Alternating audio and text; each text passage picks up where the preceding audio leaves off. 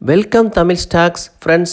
August 14 வியாழக்கிழமை இந்த வீடியோவில் முக்கியமான மார்க்கெட் அப்டேட் பார்க்கலாம். ஆகஸ்ட் 13 புதன்கிழமை முடிஞ்ச மார்க்கெட் அப்டேட்டை முதல்ல பார்த்துடலாம். சென்செக்ஸ் 304 புள்ளி அதிகரித்து 80,539 க்ளோஸ் ஆகிருக்கு. நிஃப்டி 50 131 புள்ளி அதிகரித்து 24,619 க்ளோஸ் ஆகிருக்கு. நிஃப்டி பேங்க் 137 புள்ளி அதிகரித்து 55,181 க்ளோஸ் ஆகிருக்கு. வெளிநாட்டு முதலீட்டாளர்கள் 3,644 கோடி ரூபாய்க்கு விற்றுருக்கிறாங்க. உள்நாட்டு முதலீட்டாளர்கள் 5,623 கோடி ரூபாய்க்கு வாங்கியிருக்கிறாங்க. சிங்கப்பூரில் ட்ரேட் ஆகிற நம்மளோட கிஃப்ட் நிஃப்டி 29 புள்ளி அதிகரித்து 24,719 வர்த்தகம் ஆகிட்டு இருக்கு. இன்றைக்கி மார்க்கெட் ஸ்லைடு பாசிட்டிவாக இருக்கிறதுக்கு வாய்ப்பு இருக்குது. அமெரிக்க டாலருக்கான இந்திய ரூபாயோட மதிப்பு 27 பைசா அதிகரித்து 87 ரூபா 44 பைசாவாக இருக்குது. Gold 10 gram MCX gold pure gold 24 carat 95 புள்ளி அதிகரித்து 1,252 ரூபாயாக இருக்குது 10 கிராம். சில்வர் 1 கிலோ 1188.1% கிட்டத்தட்ட அதிகரிச்சிருக்கு. 1,14,925 இருக்குது. அதிகபட்ச விலையில் இருக்குது இப்போ. அப்புறம் இன்று முதலாம் காலாண்டு முடிவுகளை அறிவிக்கக்கூடிய முக்கியமான நிறுவனங்களை பார்க்கலாம். ஆகஸ்ட் 14 வியாழக்கிழமை இன்றைக்கி ஐஓசி முதலாம் காலாண்டு முடிவுகளை அறிவிக்கிறாங்க. இன்றைக்கி ஆகஸ்ட் 14. அசோக் லேலாண்ட் முதலாம் காலாண்டு முடிவுகள் இன்றைக்கி வியாழக்கிழமை ஆகஸ்ட் 14 அறிவிக்கிறாங்க. ஆகஸ்ட் 14 வியாழக்கிழமை வோடாஃபோன் ஐடியா முதலாம் காலாண்டு முடிவுகளை அறிவிக்க இருக்கிறாங்க. பதஞ்சலி ஃபுட்ஸ் முதலாம் காலாண்டு முடிவுகள் ஆகஸ்ட் 14 வியாழக்கிழமை அறிவிக்கிறாங்க. ஆகஸ்ட் 14 வியாழக்கிழமை கிளன்மார்க் ஃபார்மா முதலாம் காலாண்டு முடிவுகளை அறிவிக்கிறாங்க. ஐஆர்பி இன்ஃப்ரா ஆகஸ்ட் 14 முதலாம் காலாண்டு முடிவுகளை அறிவிக்கிறாங்க. இன்றைக்கி வியாழக்கிழமை. ஐநாக்ஸ் விண்டு முதலாம் காலாண்டு முடிவுகள் ஆகஸ்ட் 14 வியாழக்கிழமை. ஹிந்துஸ்தான் காப்பர் இன்றைக்கி முதலாம் காலாண்டு முடிவுகளை அறிவிக்கிறாங்க. இன்றைக்கி வியாழக்கிழமை. ஆஸ்ட்ராஜெனிகா முதலாம் காலாண்டு முடிவுகளை அறிவிக்கிறாங்க. ஆகஸ்ட் 14 இன்றைக்கி வியாழக்கிழமை. ஐஓசி முதலாம் காலாண்டு முடிவுகளை அறிவிக்கிறாங்க.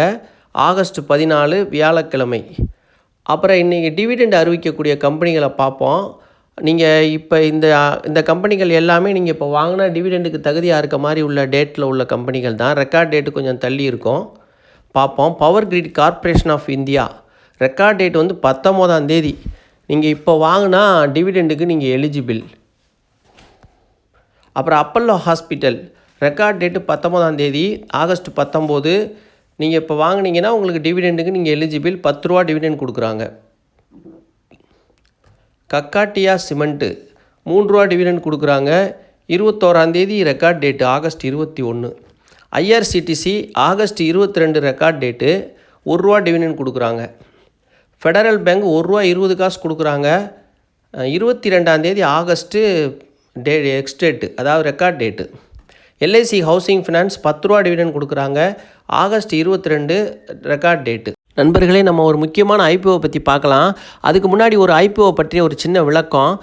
ஐபிஓ பொறுத்தவரையில் நம்ம எல்லா ஐபிஓவையும் பற்றி பேசி ரிவ்யூ பண்ணிக்கிட்டு இருக்கிறதுக்கு நம்ம நேரம் தான் வீணாகும். நம்ம அதை எந்த அடிப்படையில் தேர்ந்தெடுக்கிறோம்னா, கிரே மார்க்கெட் ப்ரீமியம் நல்லா இருக்கணும், கம்பெனியோட ப்ராஃபிட் லாஸ் ஸ்டேட்மெண்ட் நல்லா இருக்கணும். அப்படி ஹெல்த்தியாக இருக்க ஐபிஓ பற்றி பேசுகிற இடம் தான் பிரயோஜனம் இருக்குது. நம்ம அந்த ஐபிஓ வந்து லிஸ்டிங்க்கும் பயன்படுத்திக்கலாம், லாங் டேர்முக்கு வச்சுக்கிறனாலும் வச்சுக்கலாம். அதனால தான் நம்ம எல்லா ஐபிஓவையும் பற்றி ரிவ்யூ பண்ணுறதில்ல. அப்படி நீங்கள் கூட சில ஐபிஓ சொல்லுவீங்க, அதை நான் ரிவ்யூ பண்ணாமல் இருக்கிற காரணமும் அதுதான். காரணம் என்னென்னா, அதை பேசுகிறதுல எந்த பிரயோஜனமும் இருக்காது. கம்பெனி லாஸில் இருக்கும். இன்னொன்று என்னென்னா, கிரே மார்க்கெட் ப்ரீமியமும் ரொம்ப மோசமாக இருக்கும். அதனால தான் நீங்கள் அதை மனசில் வச்சுக்கோங்க. அதுமாதிரி நம்ம பேசுகிற விஷயம் பிரயோஜனமாக இருக்கணும், உங்களுக்கும் பயன்படணும், நேரமும் வீணாகக்கூடாது. அதை கருத்தில் கொண்டு தான் நம்ம தேர்ந்தெடுக்கிறோம். இப்போ ஐபிஓ பற்றிய விவரம் இதுதான். இப்போ விக்ரம் சோலார் ஐபிஓ பற்றி பார்க்கலாம். Company detail. 2006ஆம் ஆண்டு தொடங்கப்பட்ட இந்த நிறுவனம் மேற்கு வங்காளம் கொல்கத்தாவை தலைமையிடமாக கொண்டிருக்கு. நிறுவனம் வந்து பல விருதுகளை பெற்றிருக்கு. ஐஎஸ்ஓ சர்டிஃபிகேட்டுகளை வாங்கியிருக்கு. முக்கிய வணிகம் வந்து சூரிய சக்தி மின்னோட்ட உற்பத்தி திறன் வந்து 3.5 ஜிகாவாட்டு. இபிசி திறன் 1055 மெகாவாட்டுக்கு மேலே இருக்குது. தயாரிப்புகள் பார்த்தோம்னா ஹைப்பர் சோல், பேரடியா, பிரிக்சாஸ், சொமீரா சோலார் பிவி மாடல்ஸு. இந்த நிறுவனம் தமிழ்நாட்டில் 2000 மெகாவாட் ஒருங்கிணைந்த சூரிய சக்தி மின்கலம் மற்றும் சூரிய தொகுதி உற்பத்தி வசதியை பெற்றிருக்கிறாங்க. இந்தியாவின் புதுப்பிக்கத்தக்க எரிசக்தி இலக்குகள் மற்றும் உலகளாவிய சூரிய சக்தி புரட்சிக்கு விக்ரம் சோலார் பணியாற்றி வர்றாங்க. விக்ரம் சோலார் இந்தியாவில் மட்டும் இல்லைங்க, உலகின் 6 நாடுகளில் செயல்பட்டு வர்றாங்க. ஐபிஓவை பற்றி பார்க்கலாம். ஐபிஓ மதிப்பு 1500 கோடி, புதிய வெளியீடுகள் 4.52 கோடி பங்குகள் அதில் வருது மற்றும் 579 கோடி offer for சேலு.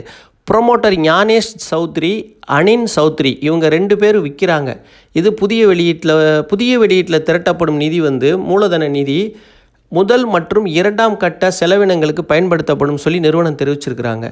Vikram solar financial statement பார்ப்போம். ரெவென்யூ 2024 2523 கோடி, அதே இது எக்ஸ்பென்ஸ் 2405 கோடி, வரிக்கு பிந்திய லாபம் 79 கோடியாக இருக்குது. அதேமாதிரி 2025 ரெவென்யூ 3459 கோடி, எக்ஸ்பென்ஸு 3242 கோடி, வரிக்கு பிந்திய லாபம் 139 கோடியாக இருக்குது இந்த ஃபைனான்சியல் இயரில். இப்போ இவங்களுக்கு ரெவென்யூ எவ்வளோக்குள்ள கூடுதோ அவ்வளோக்குள்ள எக்ஸ்பென்ஸும் கூடிக்கிட்டே இருக்குது. அப்புறம் ROE ரிட்டர்ன் ஆன் ஈக்விட்டி ஒரு பங்குக்கான வருமானம் 16.87% இருக்குது. ROCE return on capital employed நிறுவனம் அதன் மூலதனத்தை பயன்படுத்தி திறம்பட எப்படி செயல்படுதுன்னு பார்க்குறதுக்கான அளவீட்டு விகிதம் 24.49 இருக்குது. EBITDA 14.37, earning before interest taxes depreciation and amortisation 14.37 இருக்குது. கடன் விகிதம் 0.19 இருக்குது. இபிஎஸ் ஏர்னிங் பெர் ஷேர் 4.61 இருக்குது. நெட் அசல்ட் வேல்யூ 39.24 கோடியாக இருக்குது. விக்ரம் சோலாருடைய காம்படிட்டர் பார்ப்போம், அதாவது peers. Premier energy earning per share 21 இருக்குது, 7.47 இருக்குது PE ratio. Websol energy earning per share 36 ரூபாயாக இருக்குது, பிஇ ரேஷியோ 40 இருக்குது. Waaree renewable energy earning per share 68 இருக்குது, பிஇ ரேஷியோ 45 இருக்குது. ஐபிஓ டீட்டெயில் பார்க்கலாம். ப்ரைஸ் பேண்ட் 315லேருந்து 332 வரைக்கும் அதிகபட்ச விலையாக நிர்ணயிச்சிருக்கிறாங்க. ஃபேஸ் வேல்யூ 10 ரூபா. ஐபிஓ விண்ணப்பிக்க ஆகஸ்ட் 19 செவ்வாய்க்கிழமை முதல் நாள், ஆகஸ்ட் 20 புதன்கிழமை 2ஆம் நாள், ஆகஸ்ட் 21 வியாழன்கிழமை 3ஆம் நாள். இந்த 3 நாட்களும் நீங்கள் விண்ணப்பிக்கலாம், ஐபிஓ விண்ணப்பிக்கலாம். அப்புறம் ஆகஸ்ட் 22 வெள்ளிக்கிழமை பங்கு ஒதுக்கீடு விவரம் உங்களுக்கு தெரிய வந்துடும். ஆகஸ்ட் 23 சனிக்கிழமை, ஆகஸ்ட் 24 ஞாயிற்றுக்கிழமை 2 தினங்களும் விடுமுறை தினமாக இருப்பதால் ஆகஸ்ட் 25 திங்கட்கிழமை உங்களுக்கு பங்கு கிடைத்திருந்தால் உங்களது டிமேட் அக்கவுண்டில் வரவு வைக்கப்படும். பங்கு உங்களுக்கு கிடைக்கவில்லை என்றால் உங்களது வங்கி கணக்கில் நீங்கள் கட்டிய பணம் திருப்பி செலுத்தப்படும்னு நிர்வாகம் தெரிவிச்சிருக்கிறாங்க. ஆகஸ்ட் 25 திங்கட்கிழமை திருப்பி உங்களுக்கு செட்டில் பண்ணப்படும் பணம். அது அப்படி உங்களுக்கு தவறிடுச்சுன்னா மறுநாள் அதுக்கு 3 நாள் ஒர்க்கிங் டேஸ்க்குள்ளே உங்கள் பணம் உங்கள் அக்கௌண்ட்டுக்கு திரும்ப வந்துடும். ஆகஸ்ட் 26 செவ்வாய்க்கிழமை ஐபிஓ என்எஸ்சி மற்றும் பிஎஸ்சியில் பட்டியலிடப்படும். உங்களால் விற்கவும் முடியும், வாங்கவும் முடியும். இதுதான் ஐபிஓ பற்றிய முழு விவரம். பங்கு ஒதுக்கீடு விவரம் பார்ப்போம், யாருக்கு எவ்வளோ ஒதுக்கியிருக்காங்கன்னு. அப்போ QIB குவாலிஃபைடு இன்ஸ்டிடியூஷனல் பையர்ஸ், தகுதி வாய்ந்த நிறுவன வாங்குபவர்களுக்கு 50% ஒதுக்கிட்டாங்க, பாதியை ஒதுக்கிட்டாங்க.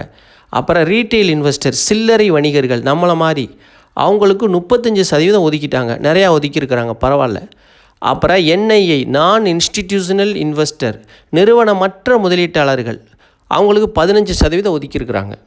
விக்ரம் சோலாரோட ஐபிஓ லாட் சைஸ் பார்க்கலாம். ஒரு லாட் 45 ஷேரு. ஒரு லாட் மொத்தம் அதிகபட்ச விலை 332 ரூபா. அதிகபட்ச விலையோட 45 பெருக்கணும்னா மொத்தம் 14,940 ரூபா வருது ஒரு லாட்டோட விலை. ஒரு ரீட்டெயில் இன்வெஸ்டர் ஒரு லாட்டு முதல் 13 லாட்டு வரை அதிகபட்சமாக விண்ணப்பிக்கலாம். ஒரு லாட்டு விலை 14,940னா 13 லாட்டு 1,94,220 ரூபா. 13 லாட் வரை ஒரு ரீட்டெயில் இன்வெஸ்டர் விண்ணப்பிக்க முடியும். அப்புறம் இன்றைக்கி கிரே மார்க்கெட் ப்ரீமியம் பார்ப்போம். சோலாருக்கு கிரே மார்க்கெட் ப்ரீமியம் 72 ரூபாயாக இருக்குது. பங்கு விலை 332 ப்ளஸ் 72 404 ரூபா வருது. கிட்டத்தட்ட 22% ப்ரீமியமில் வர்த்தகமாயிட்டு இருக்குது. அதனால தான் இதை பற்றி நம்ம பார்த்தோம். இப்போ கிரே மார்க்கெட் ப்ரீமியம் நல்லா இருக்குது. ஃபைனான்ஸ் ஸ்டேட்மெண்ட்டும் நல்லா இருக்குது. அதே மாதிரி ட்ரம்ப்போட டேரிஃபோட பயம் இந்த ஸ்டாக்கில் இல்லை. நான் பெரும்பாலும் உள்நாட்டை தான் நம்பி இருக்கிறாங்க. இந்த வாரி ரெனவபிள் எனர்ஜியெல்லாம் நீங்கள் பார்த்தீங்க, மல்டி பேக்கர் ஆயிடுச்சு. அந்த மாதிரி உள்ள செக்டார் தான் இதுவும் எதிர்காலத்தில் நல்லா இருக்கிறதுக்கு தான் வாய்ப்பு இருக்குது.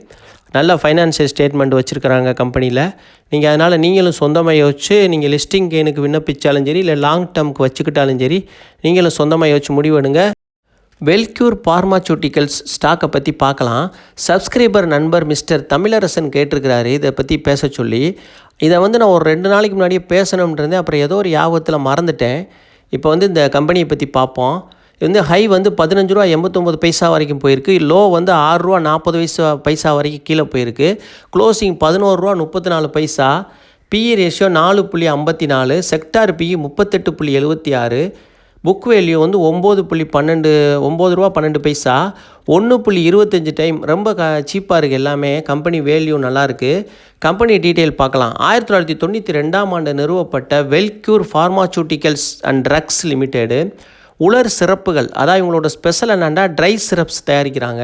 அவர்களின் பரந்த தயாரிப்புகள் உள்நாட்டு மற்றும் வெளிநாட்டு சந்தைகளில் நுண்ணுயிர் எதிர்ப்பிகள், வைட்டமின்கள், வலி நிவாரணிகள் மற்றும் நீரிழிவு சிகிச்சைக்கு எதிர்ப்பு மருந்துகள் போன்றவை இவங்க தயாரிக்கிறாங்க. இந்த ஸ்மால் கேப் நிறுவனத்தை பற்றி நம்ம பேசுகிறதுக்கு என்ன காரணம்னா, இதுக்கு தாய்லாந்தோட ஃபார்ச்சூன் சாகர் இம்பெக்ஸ் நிறுவனத்திடமிருந்து 517 கோடிக்கான ஆர்டர் கிடச்சிருக்கு. இவங்க இது நிறுவனத்திற்கு மிகவும் பாசிட்டிவான விஷயமாக பார்க்கப்படுது. மார்ச் காலாண்டில் வருவாய் 21 கோடியாக இருக்குது. அப்புறம் மார்ச் காலாண்டில் நிகர லாபம் 2.5 கோடியாக பதிவு செஞ்சுருக்கிறாங்க. செயல்பாடுகளின் மூலம் கிடைத்த வருவாய் 2026ஆம் நிதியாண்டில் 299 கோடியாக இருக்குது. அப்புறம் நிறுவனத்தில் பணப்புழக்கத்தை அதிகரிக்கும் நோக்கத்தில் நிறுவன மேலாளர்கள் ஸ்டாக் ஸ்பிளிட்டு அப்புறம் போனஸ் இதுகள்லாம் கொடுக்கறதுக்கு முடிவு பண்ணியிருக்கிறாங்க. இது எப்படின்னா, ஒரு ஸ்டாக் வச்சுருந்தீங்கன்னா 10 ஸ்டாக்காக ஸ்ப்ளிட் பண்ணிடுவாங்க, பிரித்து கொடுத்துருவாங்க. இப்போ உதாரணத்துக்கு 10 ரூபாய்க்கு ஒரு ஸ்டாக் வச்சுருக்கீங்கன்னா 10 ஸ்டாக்காக உங்களுக்கு மாறிடும். ஆனால் விலை 1 ரூபாயாக வந்துடும். எல்லாம் ஒன்று தான். ஆனால் 10 ஸ்டாக் உங்கள் கையில் இருக்கும். அப்புறம் போனஸ் கொடுக்குறாங்க. அது எப்படின்னா 1:1ன்ற விகிதத்தில் கொடுக்குறாங்க. ஒரு ஸ்டாக் நீங்கள் வச்சுருந்தீங்கன்னா ஒரு ஸ்டாக்கு போனஸாக கிடைக்கும். அப்புறம் போர்டு மீட்டிங் 22ஆம் தேதி நடக்க இருக்குது. அந்த 22ஆம் தேதி மீட்டிங்கில் இந்த ஸ்டாக் ஸ்ப்ளிட்டு போனஸ் கொடுத்த ரெக்கார்ட் டேட்டு வெளியாகும். அன்றைக்கி தெரியப்படுத்துவாங்க. நீங்கள் கவனித்து பாருங்கள். அன்றைக்கி என்றைக்கு இதோட ரெக்கார்ட் டேட்டுன்னு தெரியும். அந்த ரெக்கார்ட் டேட்டுக்கு ஒரு 3 ஒர்க்கிங் டேஸ்க்கு 2 ஒர்க்கிங் டேஸ்க்கு முன்னாடியாவது உங்கள்கிட்ட பங்கு கையில் இருக்கணும். இருந்தால் தான் நீங்கள் ஸ்ப்ளிட்டுக்கு போனஸ்க்கெலாம் எலிஜிபிலிட்டியாக இருப்பீங்க. அப்புறம் இது நான் நினைக்கிறேன், இது 1 ஸ்டாக்குக்கு 10 ஸ்டாக்கு பிரித்து கொடுத்தாங்கன்னா ஏற்கனவே பங்கோட விலை 11 ரூபா தான் இருக்குது. அப்போ 1 ரூபாய் சம்திங் மாறிடும். அதுக்கப்புறம் போனஸ் கொடுத்தாங்கன்னா 50 காசாக போயிடும். எல்லாம் முடியவும் தான் தெரியும். பங்கோட விலை 50 காசு 60 காசு 70 காசு அந்த ரேஞ்சில் தான் இருக்கும். நல்ல விஷயந்தான். ஏன்னா இது ஃபைனான்சியல் ஸ்டேட்மெண்ட்டு நல்லா இருக்குது. மற்றபடி நிறுவனம் ஸ்டாக் ஸ்ப்ளிட்டு போனஸ்லாம் கொடுக்குறது பாசிட்டிவான விஷயந்தான். அதை நம்ம நல்லபடியாக நீங்களும் யோசிச்சுக்கிட்டு நல்லா பயன்படுத்திக்கங்க. இது எல்லாம் முடிஞ்ச பிறகும் நம்ம வாங்கலாம், இப்போயும் வாங்கலாம். என்னென்னா இவங்களுக்கு அந்த ஆர்டர் கிடச்சிருக்கிறது தான் இப்போ ஹைலைட்டு. தாய்லாந்திலேருந்து கிடச்ச ஒரு ஆர்டர் இது ஸ்மால் கேப் நிறுவனம் தான். இதுக்கு 557 கோடி ஆர்டர் பெரிய விஷயந்தான். இதை நீங்கள் யோசித்து பயன்படுத்திக்கங்க. ஓலா எலக்ட்ரிக் நிறுவனம் பற்றி நண்பர் சப்ஸ்கிரைபர் கலர் ஐடிங்கிற ஐடியிலேருந்து கேட்டிருக்கிறாரு. அதை பற்றி பாருங்கன்னு சொல்லியிருக்கிறாரு. இது கண்ணை உறுத்துது இந்த ஸ்டாக்கு. ஏன்னா ஹை 157 ரூபா, லோ 39 ரூபா 60 காசு, க்ளோஸ் 40 ரூபா 50 காசு நேற்று. இதை தவிர இதில் சொல்கிறதுக்கு ஒன்றும் இல்லை. நிறுவனத்தில் நிறையா பழுதடைந்த 2 வீலர்ஸை அவங்க திரும்ப சரி பண்ணி கொடுக்குறதுல டிலே பண்ணிட்டாங்க. 2வது முறையான லைசன்ஸ் அவங்க வைக்காமல் நிறையா ஏஜென்சியில் லைசன்ஸ் இல்லாமல் இருந்திருக்கு. இந்த மாதிரி நிறைய இஷ்யூ இருக்கிறதுனால தான் இவங்க என்ன பண்ணுறாங்கன்னே தெரியல. மொத்தத்தில் நல்ல நிறுவனமாக நல்லா கொண்டு வரலாம். இது ஏதோ நடந்துக்கிட்டு இருக்குது. இதெல்லாம் சரியாகுமா இல்லை இப்படி ஆயிருமா அப்படிலாம் நம்மளால் கணிக்க முடியல. அதெல்லாம் கணக்கில் கொண்டு தான் இந்த பங்கு விலை இவ்வளோ மோசமாக இறங்கி கிடக்கு. இப்போ நண்பர் கேட்குறாரு இது என்ன பண்ணலான்ட்டு. இது பொதுவாக உங்களுக்குன்னு இல்லை, யாருக்குமே இதை பார்க்குறதுக்கு தோணத்தான் செய்யும். இது ஏறிடாதா திரும்பண்டு. ஏன்னா அந்த மாதிரி தான் இருக்குது. 40 ரூபாயை உடைக்க மாட்டேது, 39 ரூபாயை உடைக்காமே தான் இருக்குது. நானும் பல முறை பார்க்குறேன் இது என்ன செய்வோண்டு. ஏன்னா எனக்கு தெரிஞ்ச யோசனை என்னன்னு கேட்டிங்கன்னா, அதுக்கு முன்னாடி ஒரு விஷயம் சொல்லிக்கிறேன். இது நம்ம 147 ரூபாயிலேருந்து 40 ரூபாய்க்கு வந்த பங்கு 40 ரூபாயிலேருந்து 10 ரூபா போகிறதுக்கு ரொம்ப நாள் ஆகாது. ஏன்டா நம்ம எதையும் நம்ம முடிவு பண்ண முடியாது, யூகிக்க முடியாது. 147 ரூபா எங்கே இருக்குது, 40 ரூபா எங்கே இருக்குது?